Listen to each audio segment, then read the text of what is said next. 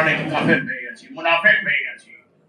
আর গত 5ই আগস্টে, এই 2রা আগস্টে ঢাকেশ্বরী মন্দিরে গিয়ে তারা সেখানে অনুধ্বনি দিয়েছে। তারা বলেছে রোজা এবং পূজা নাকি এক। তারা আমার নবীজিকে অপমান করেছে। তারা বলেছে নবী আর তোমাদের কৃষ্ণ এক। মুনাফিক তারা মুনাফিক। মুনাফিকদের বিরুদ্ধে আমাদের লড়াই করতে হবে।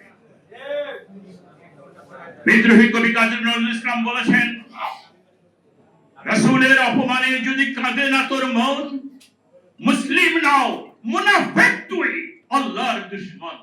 আমরা কি আল্লাহর দুশমন হতে চাই? তাহলে লড়াই করতে হবে ওই সব ভণ্ডদের বিরুদ্ধে। আমরা ভণ্ডদের বিরুদ্ধে লড়াই করব।